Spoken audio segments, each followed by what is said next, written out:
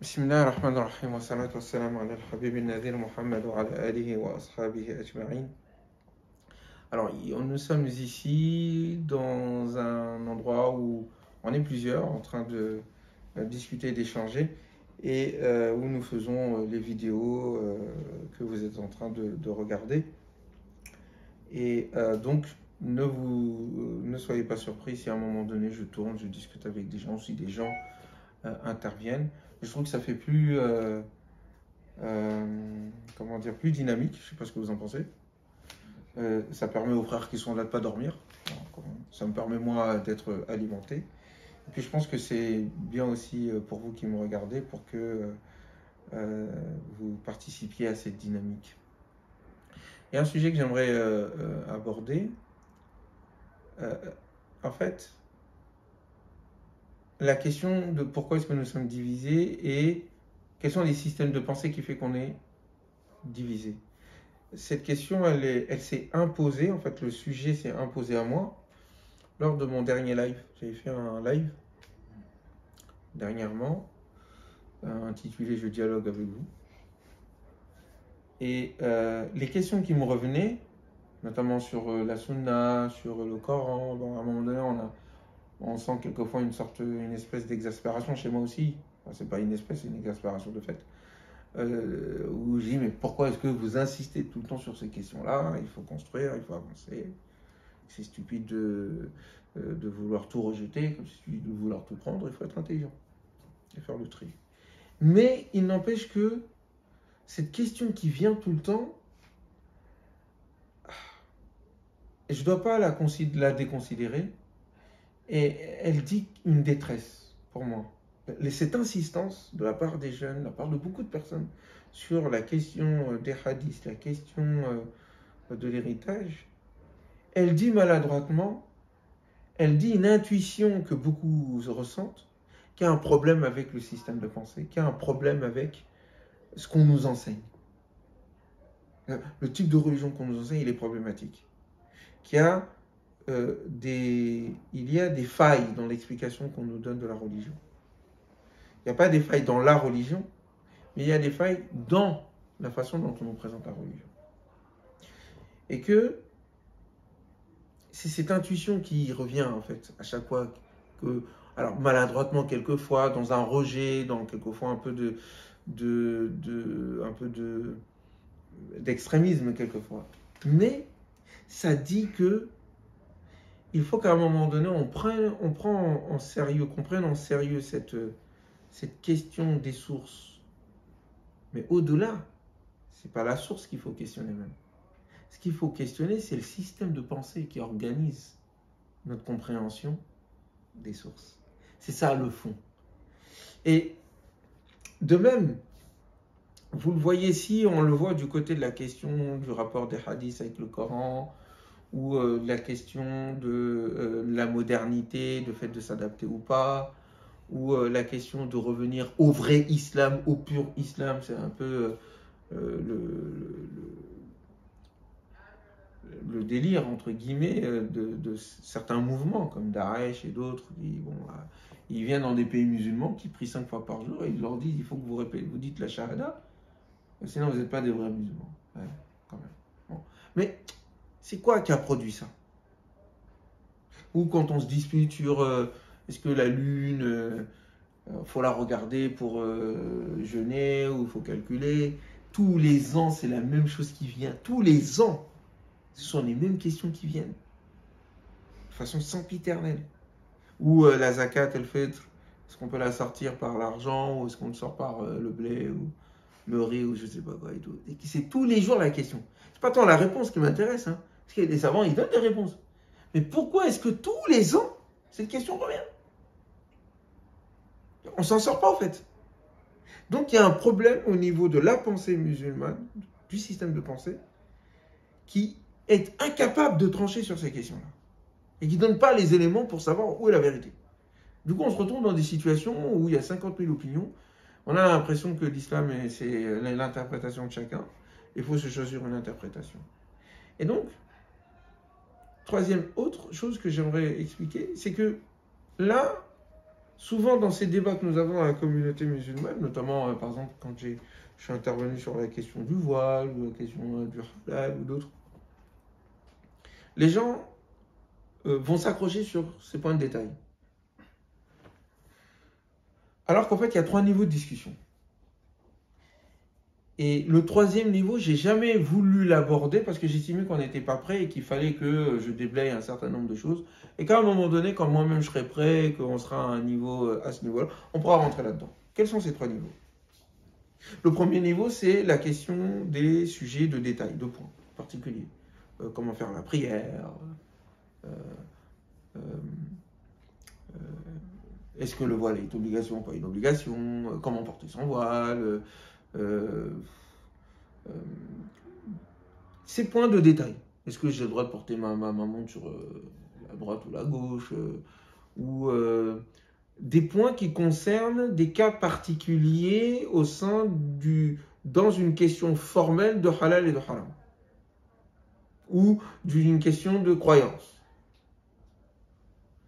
Ça, c'est le premier niveau du débat. Il y a un 2e niveau qui aborde la méthodologie. Comment on approche les sources, usul al-fiqh, les fondements du droit, voilà. Fondements du droit, les sciences du hadith, les sciences du tafsir. Mais c'est toujours dans le cadre traditionnel ou pas d'ailleurs. Mais on est à ce niveau-là. C'est un niveau supérieur quand même au premier. Les 2 niveaux, je les ai plus ou moins abordés. J'ai répondu à des questions concrètes. J'ai abordé des questions qui sont importantes, même si elles sont secondaires dans les enseignements islamiques, mais qui sont importantes dans la conscience musulmane et dans les questions qu'on se pose, le voile, le halal, etc., le djihad, etc., etc. Et en même temps, j'ai abordé la question méthodologique où j'ai carrément questionné la façon dont on aborde le Coran. Et j'ai écrit un livre à ce sujet en proposant une méthodologie que j'estime être fondée sur le Coran. Et je pense qu'il y a un certain nombre d'éléments qui viennent régler le problème de la question de l'interaction avec le Coran. Comment on le lit. Et il y a un 3e niveau. Ce 3e niveau, il est plus philosophique maintenant. Donc on était dans les points particuliers secondaires, ensuite on est rentré dans les questions de méthodologie, question de la méthodologie, et ensuite là c'est la philosophie, le système de pensée, ce qui crée la méthodologie et le type de religiosité que nous avons. Donc il faut qu'on questionne le cadre. Et tant qu'on ne questionne pas le cadre, c'est à partir de quel cadre, quel est le système à partir duquel tu comprends le monde, et à partir duquel tu comprends la religion, et à partir duquel tu appliques la religion. C'est ça qu'il faut questionner. Aujourd'hui, si nous voyons que nous sommes toujours en train de nous chamailler, toujours en train de nous disputer, chamailler c'est un faible mot. Il y a des gens qui tuent d'autres personnes, et ils prient dans la même mosquée, parce qu'ils estiment qu'ils ne sont pas d'accord sur tel et tel point. Et la communauté musulmane, Illa man rahima rabbi, est l'expression même de la division, mais à outrance. Tu mets 5 musulmans, vous avez 6 califats. Il y a toujours un deuxième qui va vouloir en avoir 2. Donc, ce sont des débats sempiternels. Alors qu'on a des références qui nous disent qu'il faut être unis. On les chante tous les jours comme slogan. Mais la réalité de nos vies n'est pas cela. Ce qu'il faut donc questionner à ce moment-là, mais c'est notre compréhension, d'une part, d'autre part, c'est ce à partir de quoi nous comprenons les choses. Le système de pensée. Et donc, moi, mon ambition, excusez-moi de dire moi comme ça, mais c'est un moi fragile que je mets ici pour qu'on puisse mieux le questionner. Et que nous tous ici présents, nous puissions devenir un nous qui contribuons à l'émergence de quelque chose de nouveau. Donc moi, mon ambition, c'est de questionner le système de pensée, de proposer un autre système de pensée, cosmique. Cosmique pas dans le sens totalitaire qui comprend l'univers entier, non, mais qui prend en compte les éléments, la complexité et les relations entre les éléments de la nature et qui ne les isole pas. Qui invente une méthodologie de pensée et une méthodologie de lecture du Coran et du monde c'est l'objet de mon premier tome d'essai de philosophie coranique, lire le Coran. Le deuxième a pour ambition de comprendre le monde. Mais ça, on verra. Et enfin, de proposer des solutions concrètes, soit dans le domaine de la religiosité, soit dans le domaine de la civilisation tout court et de la manière dont cela interagit avec la religiosité. Donc, le point, on va dire, secondaire. Mais avant tout, si telle est mon ambition, je ne suis pas encore arrivé, je ne suis pas encore à là pour l'instant. Il y a des prémices de cela en termes de construction, dont lire le Coran. Il y a des prémices de cela dans les discussions philosophiques que j'ai. Il y a des prémices de cela dans la méthodologie. Mais ce n'est pas encore une construction mûre, mature. Ce n'est pas encore ça. Ça viendra avec le temps, je l'espère. Je proposerai un projet philosophique. Mais avant tout, il faut qu'on questionne déjà quels sont les systèmes de pensée de philosophie à partir desquels nous pensons la religion. Et donc, il faut faire une histoire de la pensée islamique. Aujourd'hui, quand on enseigne l'islam,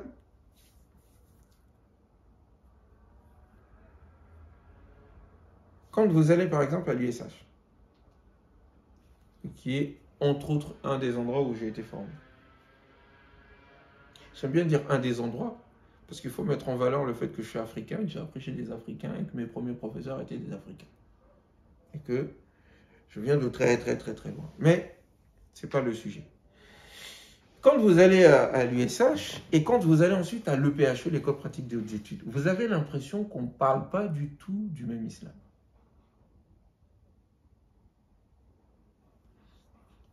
Et ça, je me souviens d'une discussion que j'avais eue, une dispute même avec le professeur Christian Jambé, philosophe, spécialiste du néoplatonisme, du chiisme, tout ça, philosophie islamique. Il disait des choses, au tout début, ma première année, je disais, mais c'est pas possible, je comprends pas ce qu'il dit. Et dans la discussion que j'avais eue avec lui, il disait que par exemple, la Turquie ne pouvait pas rentrer dans l'Union européenne, et ce, à partir d'une analyse d'un texte d'un philosophe iranien, Ishraqi, néoplatonicien, qui parlait du fait qu'il y avait des inégalités intrinsèques entre les êtres humains et que tout le monde n'était pas à égalité.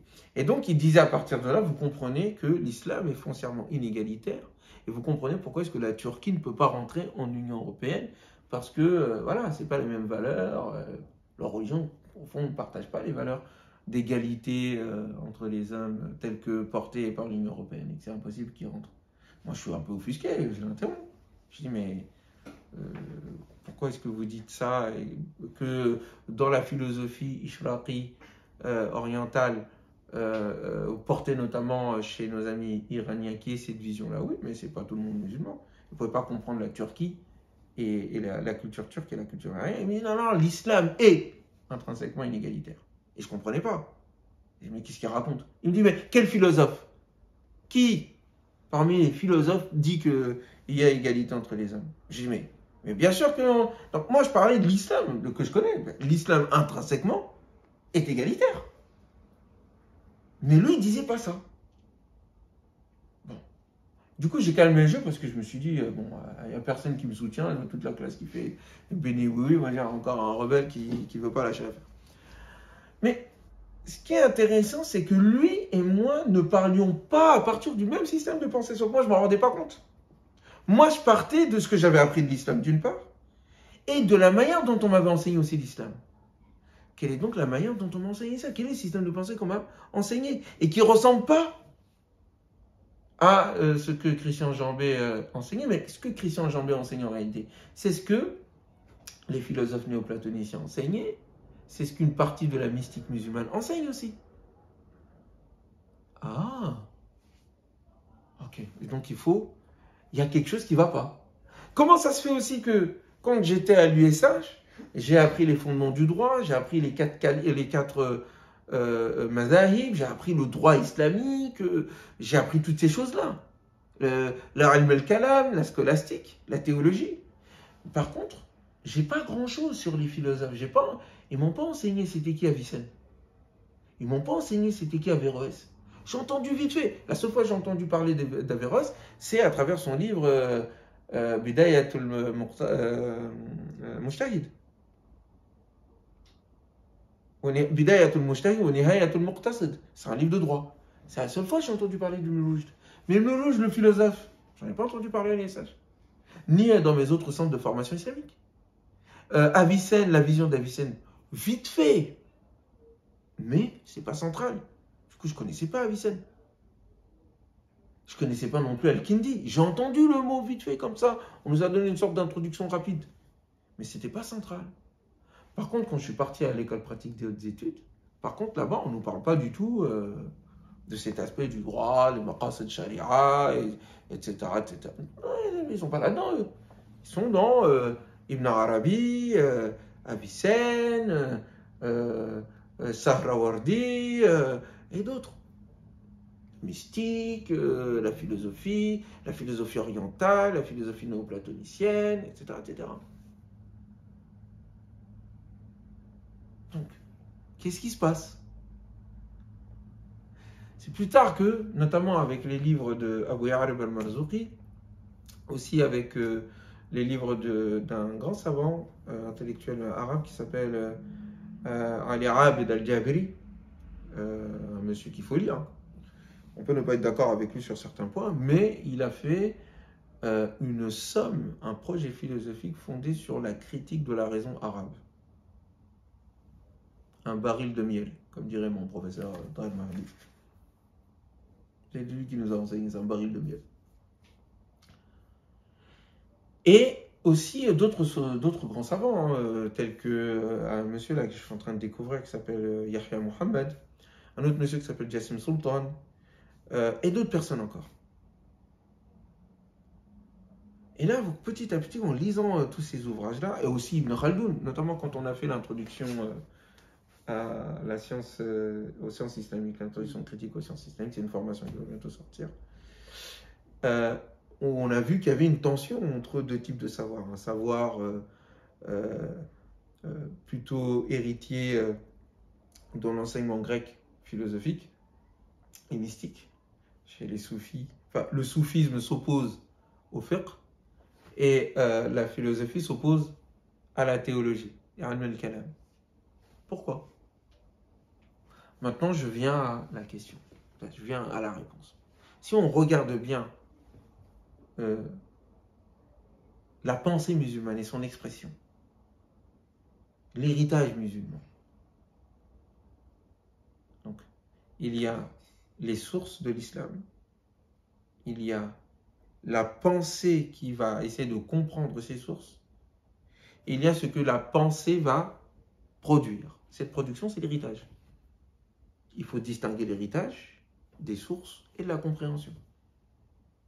L'héritage, c'est le résultat de la compréhension et des sources, plus le système à partir duquel tu comprends. Toute compréhension est fondée sur l'écrit. En fait, il y a un sous-bassement qui te permet de comprendre le monde, à partir duquel tu abordes le monde. Non? Vous savez ce que je veux dire? Tu ne comprends pas comme ça dans le vent. Il y a des éléments, des principes sous-jacents qui t'aident à comprendre le monde et à aborder le texte. Est-ce que vous saisissez? Très bien. Donne un exemple. Prenons l'exemple de... Vous lisez le Coran. Si vous partez du principe que le Coran se comprend à travers la langue arabe, c'est logique ce qu'il est en train de dire. Eh ouais, mais pas pour d'autres, pas pour certains. La langue arabe telle que comprise par les anciens. Et donc, comment les anciens ont compris le Coran? Si vous avez déjà ça en principe, à partir qui va façonner votre rapport au Coran, il y a déjà un cadre. Mais une autre personne qui dit, non, ce n'est pas sur le plan linguistique que les choses se jouent. Non, parce que c'est Dieu qui parle. Et Dieu, il parle au-delà du monde. Et ce que la révélation désigne, ce sont des secrets qui sont cachés dans le monde, qui sont au-delà des apparences des choses. Parce que la révélation, c'est quelque chose de profond, ça vient de l'au-delà. Donc, la langue est impuissante pour exprimer cet au-delà du monde. Alors, il y a Sahibi, comment on fait pour comprendre? Il faut l'inspiration. Voilà, on part plus des mêmes prémices. Vous avez un autre qui vous dit non. En réalité, il y a quelque chose qui est de l'ordre de la raison et Dieu, subhanahu wa ta'ala, ne peut pas nous parler à partir de principes qui vont à l'encontre de notre raison. Il a créé la raison, il a fait la révélation et la raison, et ce qui me permet de comprendre la révélation. Et la raison a un certain nombre de règles. Ils ne sont pas linguistiques. La preuve en est, si sur le plan linguistique, il y a un terme dans le Coran, dans le hadith, qui indique quelque chose que ma raison ne peut pas accepter, je dois réinterpréter le passage pour que ça corresponde à ma raison. Ici, c'est d'autres prémices.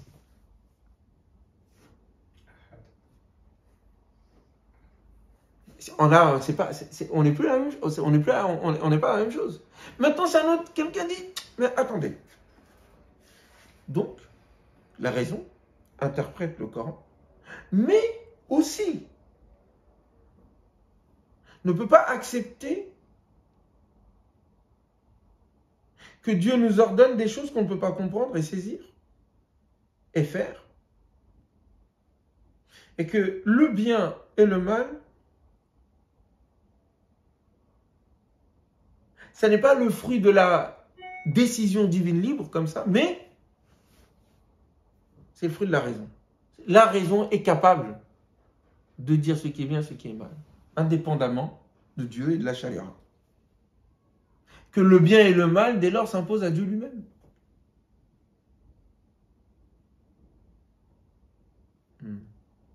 Ça, c'est une vision des choses. Les lois de la raison, qui m'aident à interpréter le texte, portent des principes qui m'aident à savoir le bien et le mal. Pourquoi? Parce que c'est les lois de la raison. Et donc, la charia est soumise à ces lois de la raison. On ne peut pas aller à l'encontre de ça. Une autre personne va dire non, la raison oui, mais la raison, c'est-à-dire si l'un veut la vérité indépendamment, nous pouvons la voir et l'observer, on n'a pas besoin de la révélation, et la révélation ne vient que confirmer cela. D'autres vont dire non, la vérité, al-haq ici, c'est dans le sens du droit, le droit de Dieu. Dieu est le propriétaire des êtres humains et c'est lui qui décide comme il veut. Il est le roi absolu. Là-bas, ils vont défendre la justice divine. Là-bas, ils vont défendre la souveraineté absolue de Dieu. Mais les deux parlent de raison. Je suis déjà en train de vous dessiner les champs de ces différents systèmes de pensée islamiques qui s'affrontent. Le premier, c'est celui qu'on connaît tous. Celui qu'on nous a enseigné. C'est celui qui est fondé sur la glose, al-bayan. La glose, al-bayan, est fondée sur l'idée que la révélation, les sources, Coran, Sunna, s'expriment dans une langue, c'est la langue des Arabes. Pour comprendre ce qu'il nous dit, nous devons connaître la langue des Arabes, donc on va avoir une approche linguistique, et nous devons comprendre comment les Arabes de l'époque, à l'époque du prophète Mohammed ont compris, comment ils ont reçu les mots par rapport à leur espace-temps. Donc il faut avoir une connaissance de la langue et une connaissance du contexte et de l'histoire de là-bas. Et de la manière dont ils nous ont compris. Donc il faut que nous ayons des renseignements sur ce qu'ils ont dit. D'où le fait de développer la langue, de développer l'histoire et la sira du prophète, la connaissance du contexte à travers les sabab al-nuzul, les hadiths, tout ça, ce sont autant d'outils qui vous aident à cadrer, à interpréter le livre. Ils vont dire on ne l'interprète pas, on veut le comprendre comme eux l'ont compris. Voilà. Et à partir de là, l'ensemble des sciences vont être développées autour du livre, sur son analyse, sur sa compréhension, en rajoutant des outils qui nous permettent cette compréhension, les outils linguistiques, les outils historiques, les outils de la tradition. Et ensuite, il faut donc d'un côté avoir une assurance des sources, savoir si les sources sont bonnes, ça ce sont les sciences du hadith, entre autres, parce que le Coran, il n'y a pas de souci là-dessus. Tout le monde est d'accord sur unanime là-dessus. En tout cas, la majorité des musulmans, en tout cas l'unanimité des musulmans, à part certains qui aujourd'hui veulent prouver que le soleil n'existe pas. Mais surtout sur les hadiths. Donc on va mettre en place les sciences du hadith. Il faut apporter de la matière. Et il y a aussi la méthodologie d'approche, usul al-fiqh, qui permet ensuite aux faqih, aux savants, juristes, à produire une réflexion ou déduire des droits et des règles. De l'autre côté, vous avez le système, ce système-là, qui va vouloir se mettre au niveau aussi de la pensée, ilm al-kalam, la théologie. Sauf que il y a une distinction à faire. C'est plutôt Ibn Hanbal qui va essayer de faire ce travail-là. Mais la théologie ne va pas répondre aux mêmes catégories, à la même façon de penser que le droit. Le droit est fondé, les sciences islamiques, surtout le droit, est fondé sur la glose, là où la théologie va être fondée sur l'interprétation rationnelle. Donc ça, c'est un système de pensée. Et quand on discute entre nous, les musulmans, dans les conférences, dans la khutbah, dans ce que nous écrivons, nous abordons l'islam dans ce système-là. C'est-à-dire un système qui est fondé sur les mots, leur définition, qu'est-ce que ça dit dans le dictionnaire, qu'est-ce que ça dit dans la grammaire, etc. etc. Et donc vous avez quelqu'un dans ce système de pensée qui va dire, le hadith a dit, Soumu li ru'yatihi, jeûnez quand vous voyez la lune, ou aftiru li ru'yatihi, et arrêtez de jeûner lorsque vous la voyez. On comprend linguistiquement ce que ça dit, et il n'y a pas à aller plus loin. Et de ce fait, ceux qui disent qu'il faut rester à regarder, ils sont cohérents, les frères. Pourquoi ils sont cohérents? Dans ce système-là, c'est comme ça que tu peux fonctionner. D'où le débat qu'il y avait entre l'imam Shafi'i et les autres savants.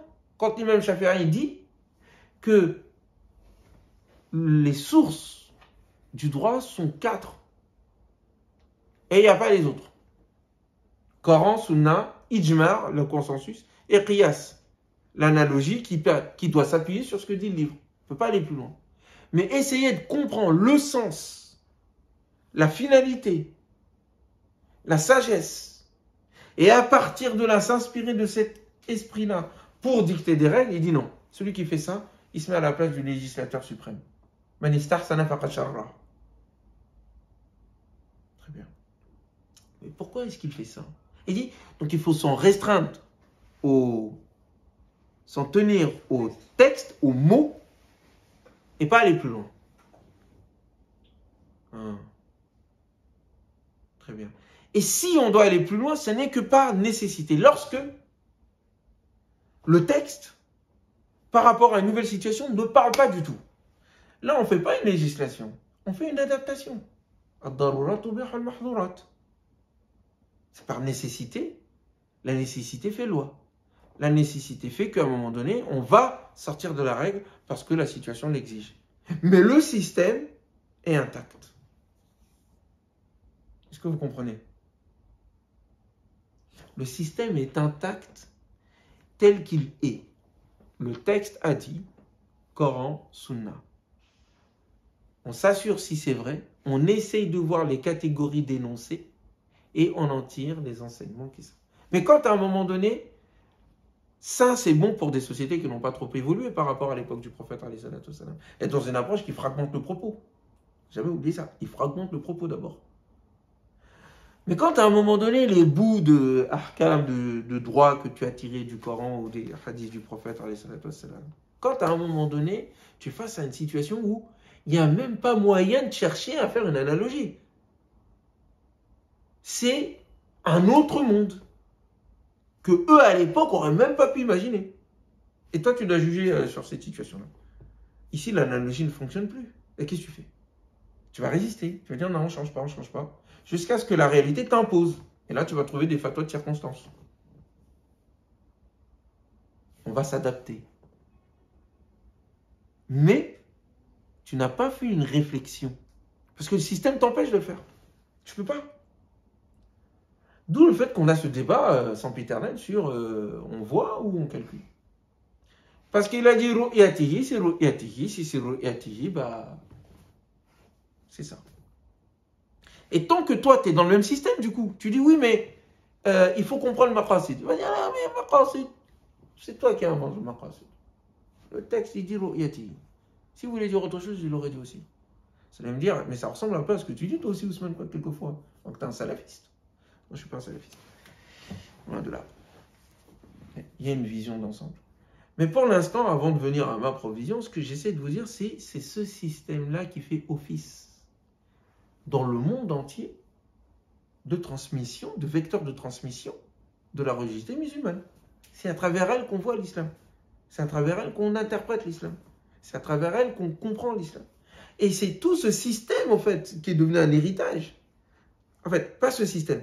Le système a créé un héritage. C'est cet héritage-là que nous avons. Mais il est le produit de cette compréhension. Je reviens. L'héritage, c'est quoi?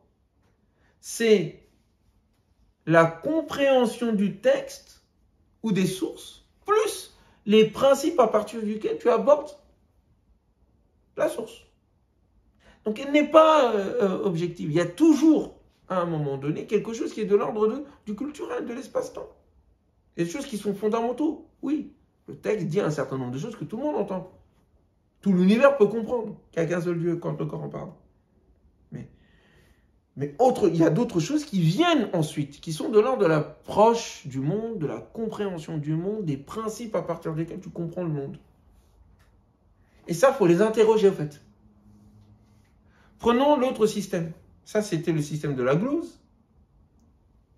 Al-Bayan, qui est celui des fuqaha, des 4 imams, etc. Des muhaddithoun. Elle est majoritaire chez les Ahl Sunnah wal Jama'a. Elle est majoritaire. C'est la langue, la linguistique, la lettre. Voilà, le fond, on verra après. Le sens, il faut faire attention parce qu'il y a des gens qui s'amusent à inventer des règles. L'autre système, c'est celui de maintenant de Al-Arfan. La mystique. La gnose. Ça, c'est la glose. Là-bas, il y a la gnose. Al-Arfan. Al-Arifoun, les mystiques, ceux qui connaissent Dieu. Al-Arfan participe d'un autre système de pensée, mais qui est là avant l'islam. Avant l'islam, nous avons les Grecs. Et nous avons les Perses. Nous avons les philosophes. Qui ont une approche du monde assez spéciale. Cette approche du monde dit que, au fond, elle repose en réalité sur l'idée de l'unité du monde. Tout est une seule et même chose. Quand les Platon, quand les Aristote, quand ils pensent le monde, quand avant eux, vous avez des gens comme Pythagore, Parménide, Anaxagore et d'autres philosophes, où il est prouvé qu'ils ont pris leur connaissance et leur interprétation du monde à partir des données égyptiennes. Et qu'ils ont appris de l'Égypte. Les Grecs, eux-mêmes le disent, ont tout appris de l'Égypte. Et il y a beaucoup de compréhension d'interprétation du monde. L'existence d'un être suprême, d'où découle la multiplicité, et le monde existe par lui, par émanation, et qui existait de manière concomitante. Le monde a toujours existé avec cet être-là. Ce sont des idées qui existaient notamment chez les Égyptiens, mais existent aussi chez les Indiens. D'où des ressemblances entre les théories d'un certain nombre de philosophes, comme Pythagore, comme Thalès, comme Platon, comme Aristote, et un certain nombre de pensées avant les Grecs. Mais je ne veux pas rentrer dans les détails. Ce qui m'intéresse, c'est le cœur du propos. Le cœur du propos, c'est que Dieu, l'être suprême, et la raison sont une seule et même chose. Et que l'être suprême, un, est indivisible et ne bouge pas. C'est-à-dire, c'est le monde du non-mouvement qui crée le mouvement. Le monde que nous avons est un monde de multiplicité et un monde de mouvement. Mais il n'est pas en lui-même sa propre raison d'être. La multiplicité doit forcément obéir et revenir à l'un. En fait, tout ça est issu d'un. C'est ces théories-là qui vont les pousser à fonder leur idée de Dieu. Dieu, l'un, il va penser, il ne pense pas au monde parce qu'il est parfait. Et l'imperfection, c'est lui. Et s'il pose à autre chose que lui, l'imperfection rentre en lui, ce qui annule son unicité, ce qui ne permet pas l'existence de l'unique à partir duquel le multiple existe. Et donc, ils vont dire que Dieu se pense lui-même. Il s'intellectualise.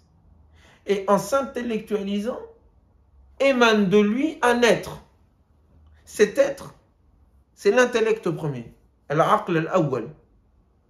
C'est cet intellect premier qui va donner naissance aussi à un autre intellect, parce que lui va se mettre à contempler. Donc, le divin, l'être suprême, se contempler lui-même, et en se contemplant lui-même, en s'intellectualisant lui-même, a émané de lui un être qui lui ressemble en tout point. Cet autre être qui se met à contempler son principe et qui se contemple lui-même va créer un autre être et va créer une sphère. Et ainsi de suite jusqu'à 9 intellects qui vont créer le monde. C'est un délire. J'ai appris tout ça à l'EPH, l'école pratique des hautes études des avis. J'ai failli mourir. Je me suis dit, c'est quoi ce délire? Mais très instructif. Parce que vous ne pouvez pas comprendre après cette idée bissaugrenue, par exemple, de dire que,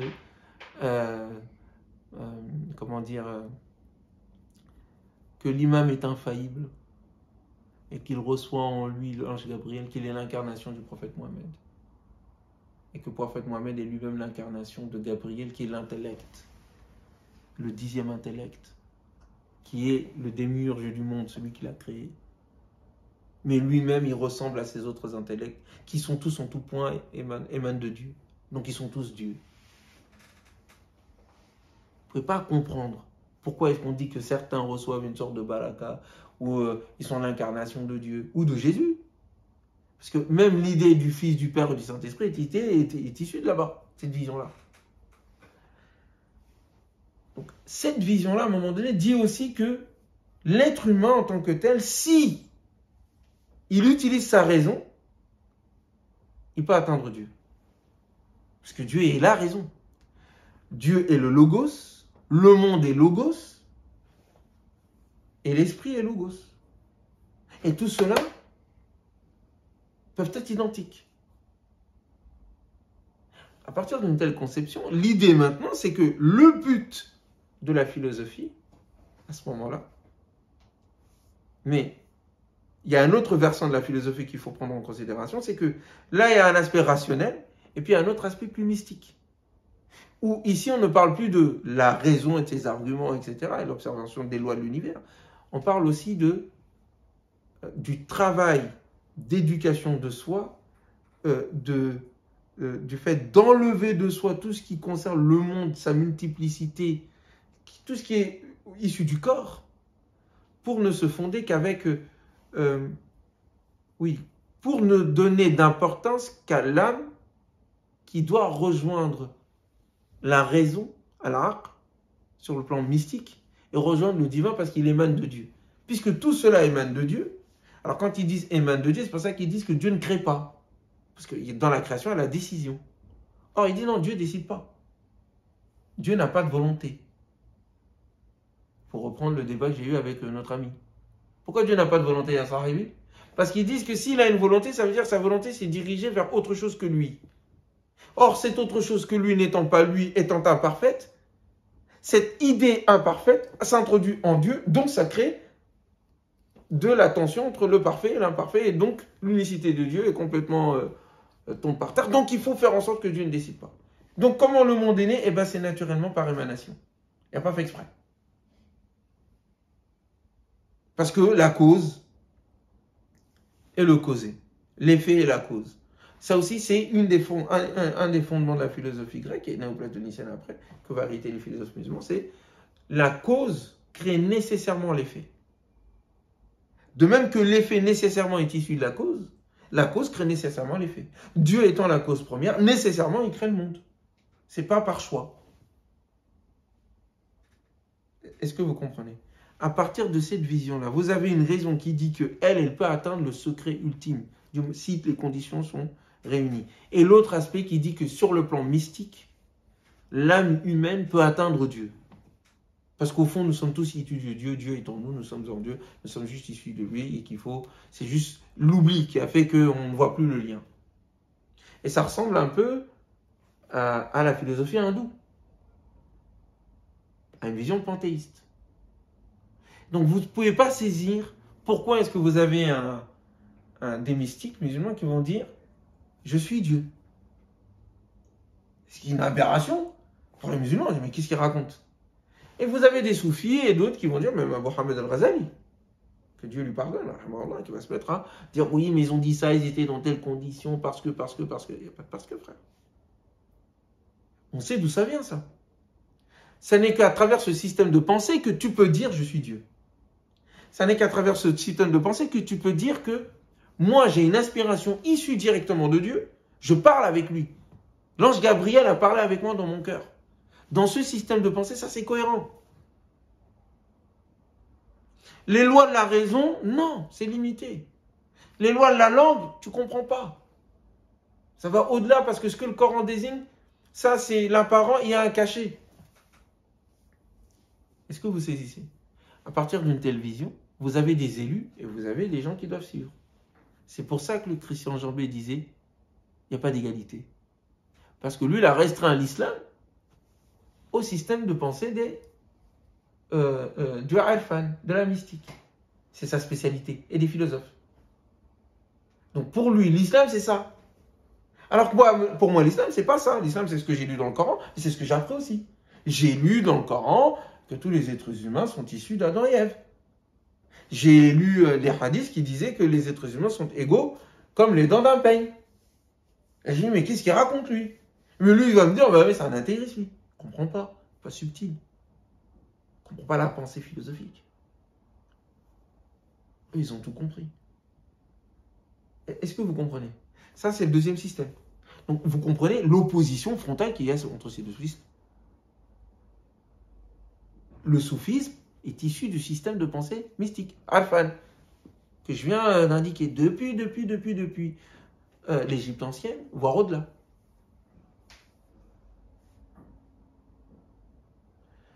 Vous avez maintenant le troisième système de pensée qui se divise en deux. Et on arrêtera ici, Inch'Allah. On pourra reprendre après. C'est le système du logos. Alors, on a donc la glose, on a donc la gnose, et on a donc le logos. Qu'est-ce que le logos? C'est ce que je vous ai indiqué tout à l'heure. Qui sont les représentants de cela? Au-delà des noms. C'est l'approche qui dit que la raison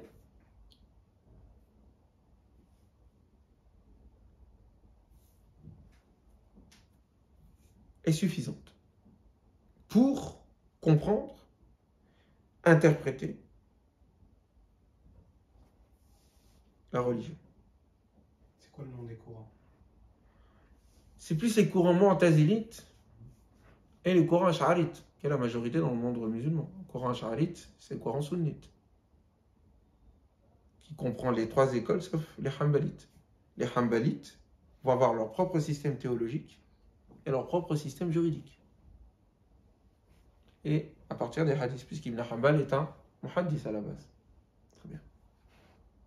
Les trois autres écoles juridiques, que sont le shafiisme, le malikisme et le hanafisme, vont adopter le ash'arisme et le maturidisme. Mais il y a une ressemblance entre les deux de toute façon.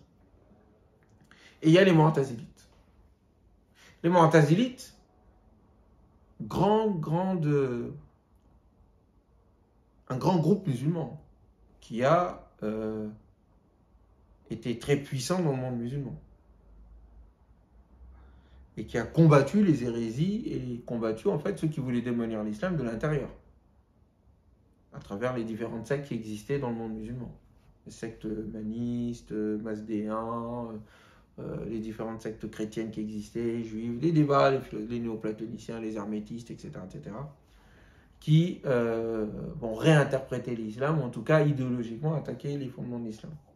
Donc eux, ils vont être vraiment les cavaliers sur le plan du débat intellectuel, de la dialectique. Ils vont utiliser la dialectique rationnelle pour défendre l'islam. Bref. Cependant,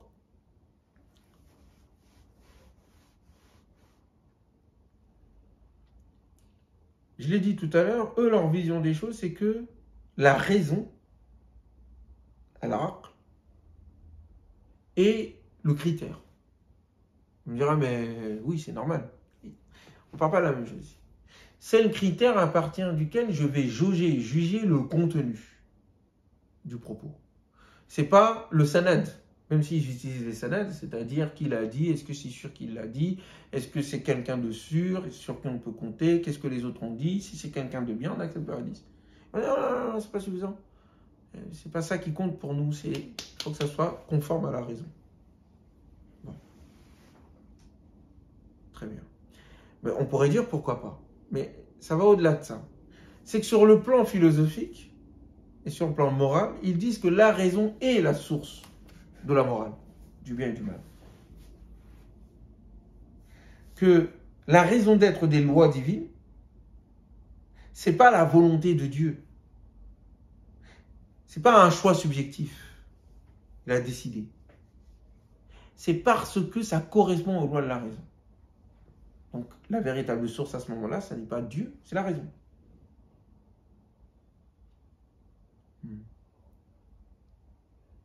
Je ne vais pas rentrer dans les autres détails du mu'tazilisme, c'est-à-dire les différentes règles, les 5 règles qui fondent leur mouvement, l'unicité, la justice, le fait qu'il y ait les 2 positions, c'est-à-dire qu'il n'est ni kafir, quelqu'un qui commet le péché n'est ni un kafir, mais il n'est pas non plus un mu'min, il est entre les 2 positions, etc. Je ne vais pas rentrer là-dedans, ce n'est pas un cours sur le mu'tazilisme, mais c'est pour que vous compreniez ce système de pensée. L'ash'arisme, s'opposant au mu'tazilisme, va reprendre un certain nombre des principes du mu'tazilisme. Puisque Abu al-Hasan al-Ash'ari, le fondateur de l'ash'arisme, est un ancien mu'tazilite en fait. Seulement, il va comprendre, notamment en revenant en disant que lui, il suit les pas de Ahmed ibn Hanbal. Ahmed ibn Hanbal, qui va refuser en fait cette idée de khalq al-Qur'an, de création du Coran. Le Coran n'a pas été créé. Il va se faire fouetter pendant des années pour ça. Mais quel est l'enjeu derrière? L'enjeu, c'est de dire si le Coran, à un moment donné, est une création qui évolue donc à un moment donné, il est soumis aux règles de la raison. Et il est soumis au contexte et à l'espace-temps. Et c'est grâce à cela que l'on peut interpréter. Si tu dis qu'il est absolu, au-delà de cela, il n'est donc pas soumis à ces règles de l'espace-temps, il devient intemporel. Est-ce que vous comprenez? C'est une présentation sommaire, je ferai, Inch'Allah, une présentation de chaque groupement, secte, Inch'Allah, on le fera. Mais ce qui m'intéresse, c'est le système. L'ash'arisme va dire, oui, la raison, etc. Il y a des choses qui sont dans le Coran qui décrivent Dieu, subhanahu wa ta'ala, mais si on prend la description apparente, c'est impossible. Il y a une contradiction. Ça va à l'encontre de la raison. Quand Dieu, subhanahu wa ta'ala, dit istawa, nous savons ce que ça veut dire istawa. Et istawa est le fait de se poser sur sa monture, istawa et tout. On ne peut pas penser ça de Dieu. Donc il faut réinterpréter. La raison ici te dit qu'il faut réinterpréter. Ou quand Dieu il dit j'ai créé de mes mains, mes 2 mains Adam, on ne parle pas des 2 mains droite-gauche. C'est impossible parce que sinon, vous faites de Dieu un être qui ressemble à ses créatures. Or, le Coran dit clairement, laysa kamithlihi shay. Nul, rien ne ressemble à ce qui pourrait le ressembler. Et il est l'entendant et il est le clairvoyant.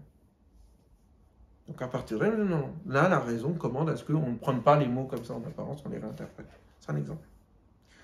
Alors que d'autres diront, notamment chez les Hanbalites, diront non. On prend le texte tel qu'il est. On n'interprète pas.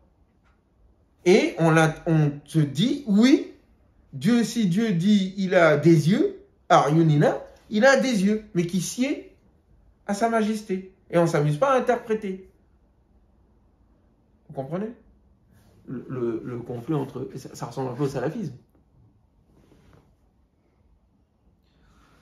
Donc, ce système de pensée-là, ces différents systèmes de pensée, le système philosophique, le système mystique, le système du logos, le système de la gnose, j'ai dit mystique, le système de la glose, ce sont ces différents systèmes qui créent ensuite des interprétations, des écoles, des visions.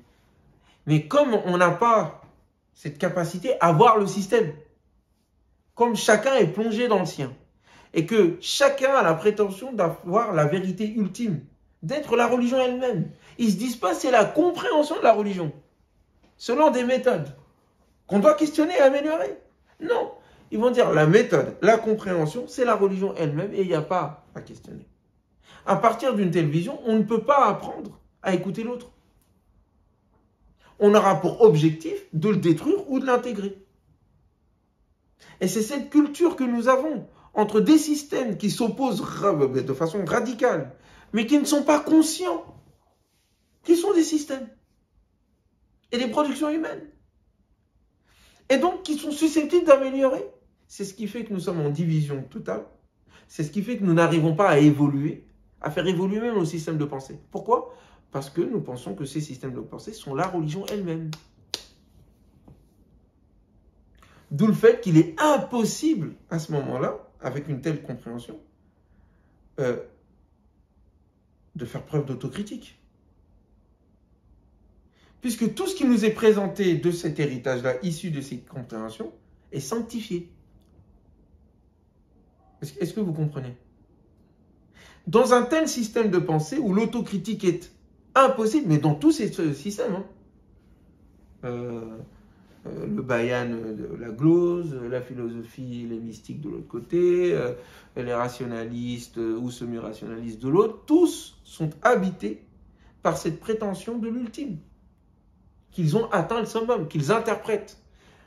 Rappelez-vous le Coran quand il dit « Et ne connaît son interprétation que ceux qui sont enracinés dans la science ». Non. Qu'est-ce que je raconte? Là, je suis en train de dire ce que les philosophes disent, et les mystiques. Non, il dit ne connaît leur interprétation si ce n'est Dieu. Et ceux qui ont la foi, ils disent, qui sont enracinés dans la science, ils disent, ah maintenant nous avons la foi. Tout cela vient de Dieu. Mais les mutashabihat, les symboliques, ce qu'il y a au-delà, ne visent à les interpréter, c'est-à-dire à dire la réalité ultime, que ceux qui ont dans leur cœur une déviance et qui visent à dominer, qui visent à oppresser, et fitna. Vous comprenez donc, à partir de là, le Coran nous donne une vision épistémologique extraordinaire. Toute prétention de l'interprétation de l'au-delà aboutit à la fitna, aboutit à la guerre, aboutit à des églises, des clergés qui ont leurs ouailles, qui les embrigadent, qui leur disent que c'est que ça ce que moi je dis, c'est Dieu qui le dit, je suis Dieu. Les autres, ils disent la même chose et on se tape dessus. Deuxièmement, incapacité d'évoluer. Puisque si le système que nous avons hérité, c'est Dieu lui-même qui l'a révélé, on ne peut pas le faire évoluer. Il n'est pas humain, il est divin. Donc à partir de là, vous ne pouvez pas accompagner la civilisation. Non, vous ne pouvez pas créer la civilisation. Vous ne pouvez que vous adapter à ce que les autres font. Et la photographie qui vient, c'est haram la photographie. Tous ceux qui vont faire la photographie iront en enfer. Et puis à un moment donné, le roi il vient et dit « Ah mais on en a besoin pour les cartes d'identité. Et puis on en a besoin pour présenter le roi. » Il dit « Bon là, pour le roi c'est bon. Pour la photo d'identité c'est bon. » Et puis il dit « Oui mais, et pour vous ?» Ça c'est un exemple que je prends de Jachim Sultan. Elle est magnifique celle-là. L'évolution de la photographie dans les pays qui l'interdisent à la base. À la fin, ils ont fini par le rendre licite, mais par nécessité, pas par évolution du système de pensée. As-Soura, le Coran, le prophète dit, alayhi salatu wassalam, iront en enfer ceux qui fabriquent des images. La photographie, c'est une image, ça porte le même nom, donc c'est haram. Mais la réalité et la nécessité leur a imposé l'existence de ça. Maintenant, aujourd'hui, tu as les chouyours, ils font des photos, on veut tout en voilà, avec des grandes pancartes, les mini-idolâtres dans les rues. Donc on ne peut que s'adapter, mais pas inventer le monde. Donc, on se dispute entre nous, parce que ce sont des systèmes de pensée clos, qui se pensent uniques. Il n'y a pas de dialogue entre nous. 2, on ne peut que s'adapter, on n'invente pas.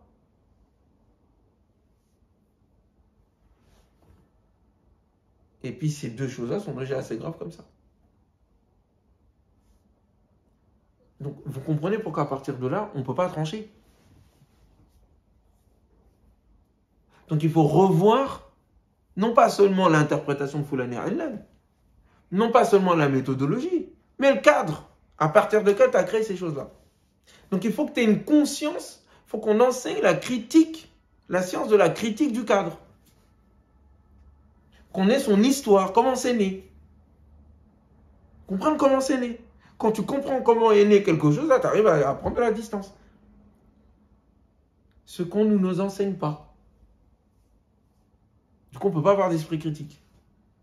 Et même ceux qui disent être critiques, vous les voyez. Là. Ouais, il faut remettre en cause l'héritage, il faut essayer de pas... Tu vois leur façon de penser, eux-mêmes sont aussi dogmatiques que les autres. Pourquoi? Parce qu'on ne leur a pas enseigné l'art de la critique. Eux-mêmes doivent critiquer leur pensée. À partir de quoi tu penses? Pourquoi est-ce que tu réagis comme ça? Pourquoi tu veux qu'il y ait 3 prières? Pourquoi tu veux qu'il y ait 3 prières si tu estimes que d'autres ont inventé ces prières? Toi aussi t'inventes alors. Mais quelle est la différence entre toi et eux? Donc il faut monter à un niveau supérieur. C'est les mêmes. Il faut monter à un niveau supérieur. À partir de quoi? Comment tu réfléchis? Donc ça, c'est ce sur quoi, en tout cas, j'essaye de contribuer. Vous n'avez pas beaucoup parlé, pardonnez-moi. Sagement écouté. Est-ce que le but, du coup, c'est de trancher ces questions ou c'est de vivre avec toutes ces différences? Non, le but, c'est que le problème, c'est pas ces questions-là. Le problème, c'est le système dans lequel ces questions existent. Et ces points-là. Parce que le problème, c'est pas regarder la lune ou pas, en fait. Le problème, c'est à partir de quoi tu comprends l'islam. Si l'islam, c'est une miséricorde pour les êtres humains, si l'islam, c'est le fait qu'il ne veut pas de l'injustice pour les êtres humains, si l'islam, c'est l'équité entre les êtres humains, si ce sont ces grands principes qui sont présents dans l'esprit des gens, si l'islam, c'est le fait d'aller dans le sens de la civilisation parce qu'il a mis l'être humain sur terre pour qu'il soit le lieutenant de Dieu sur terre et qu'il civilise la terre. Si tu comprends ça, ces questions-là, elles n'existent même plus. Est-ce que vous comprenez? En fait, elle ne se poserait même plus, en fait. Parce que pour l'étranger, encore fantastique, elles existent. Elles n'existeraient plus. Parce qu'on comprendrait tout de suite que ce qui va dans le sens de la civilisation, c'est ce qu'il faut faire. Ce qui va dans le sens de la science, c'est ce qu'il faut faire. Le Coran nous demande la science, la connaissance, la compréhension du monde, la civilisation. Si tu comprends ton rôle de religion dans le sens de civilisateur de la terre, de propagateur de la paix, de propagateur de la miséricorde de Dieu, tu comprends tout de suite qu'il y a des choses qui ne vont pas. Il n'y a pas de chamailler sur ces questions-là. Le fait que les musulmans, tous les ans, se disputent sur la lune. Est-ce que ça correspond aux finalités de l'islam? La division n'est pas une bonne chose. Quelle que soit l'importance du texte, son résultat là qu'on voit là, ça ne va pas dans le sens de l'islam. Mais ça, c'est à partir déjà d'une certaine compréhension de l'islam. C'est pour ça qu'il faut qu'on questionne la démarche, le cadre, la démarche et la source. Quelles sont les sources que tu utilises? Et comment tu les comprends? Quand vous avez des sources et des compréhensions qui vont dans le sens de je tue, je dégage, je divise, vous avez des gens, quand vous les entendez parler, ce sont des cibleurs d'ennemis et d'adversaires. T'es où? T'es dans quelle secte? T'es dans tel groupe? Mais je parlais de source. Si déjà, au niveau de la source, je questionne un certain nombre de choses qu'on nous a données comme enseignement. Et quand on applique les sciences du hadith eux-mêmes, je n'invente pas d'autres règles, les sciences du hadith eux-mêmes, vous tombez sur des nœuds. Vous dites, en fait, les savants savaient que ça serait faux. Et pourquoi ils nous l'ont enseigné alors? Pourquoi ils n'ont pas appliqué les sciences du hadith? Les 72 sectes et 73. 72, 73. Mashallah, le truc. C'est que les musulmans sont pires que les autres. Et puis 73 comme ça, là, c'est qu'il y en a un qui augmente à chaque fois, chaque année. La nature humaine et sur le plan sociologique, ça ne fonctionne pas. C'est pas comme ça, la vie. Et puis on n'a jamais vu ces 73 sectes dans le monde musulman. On les a comptés. Il n'y en a pas 73. Et puis toutes vont aller en enfer. Sauf une. Donc 72 vont aller en enfer. La majorité des musulmans vont aller en enfer. Mais à quoi sert cette religion alors? Il ne faut pas y aller. Une religion dont la majorité des gens vont aller en enfer. Cette religion est inutile.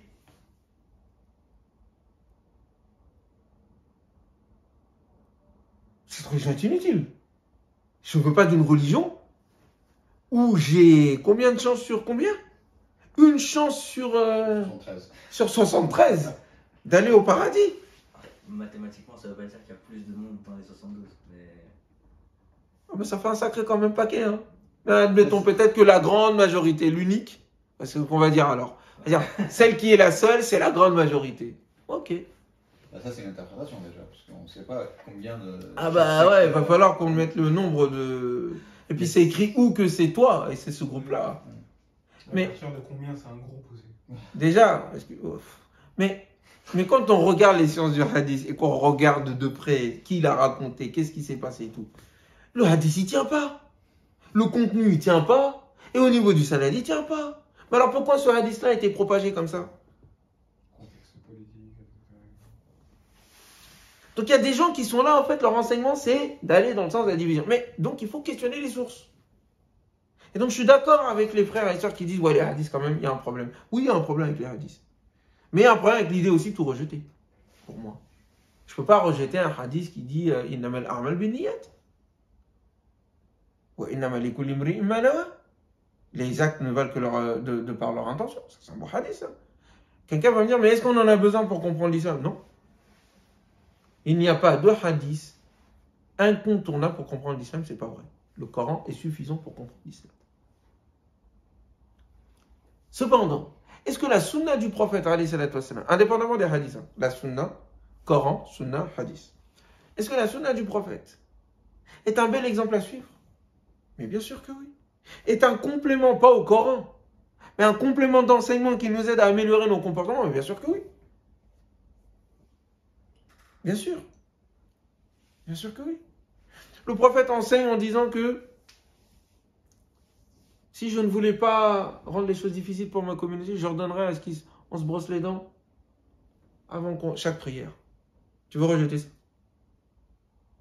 Je sentir la bouche? C'est un bon conseil, ça. Si à chaque prière, les musulmans... Alors, il y a des oufs qui sont là, avec leurs dents, un peu de... La brosse à dents, ça marche aussi. C'est pas haram. Mais bon, bref. Mais le fait de se brosser les dents avant chaque prière, ça, c'est une mauvaise chose. Quelqu'un qui veut rejeter ça, mais qu'est-ce que tu racontes, frère? Rejette. Il y a des choses qu'il faut rejeter. Mais ça, tu rejettes pas. Tu prends, tu le mets dans... Tu l'ajoutes. Ça vient enrichir le patrimoine humain. Donc, il faut questionner les sources, il faut questionner la méthode, l'approche. Et les deux doivent être questionnés à l'aune du système de pensée que vous êtes en train d'utiliser. Il faut questionner le système de pensée. Donc, il faut qu'on ait des cours de philosophie, de système de pensée. Mais comment c'est né ça? Pourquoi c'est né? Quels sont les fondements? À partir de quoi ils arrivent à comprendre la réalité? Et donc, comment ils interprètent à ce moment-là le Coran? Et vous, à l'USH, quand vous faites, parce que je regardais un peu le programme, je vois, il y a l'histoire des courants de pensée, qu'est-ce que vous étudiez dedans? Bon, on n'étudie pas ces choses-là. On étudie les courants de pensée, théologiques aussi. En fait, on les étudie sous forme historique. Ok, très bien. Pas critique. Pas sous forme critique. C'est pas une méthodologie. On nous raconte que un tel a dit, Foulan il a dit, et puis il y a eu ça, et puis il y a eu tel groupe. Mais pourquoi il a pensé comme ça? Est-ce que ce qu'il a pensé comme étant comme ça, c'est une bonne chose? Et à partir de quoi est-ce que toi tu dis que c'est une bonne chose aussi? Quels sont tes critères à toi? Ça, on n'enseigne pas ça. On n'enseigne pas la pensée qui se regarde. Qui se regarde en train de penser. C'est ça, la critique. Il faut apprendre à apprendre. Il faut apprendre à penser. Donc il faut penser la pensée. Il faut questionner la méthode. Et questionner le cadre qui a créé la méthode. Quels sont les concepts clés, les paradigmes qui ont créé les sciences islamiques?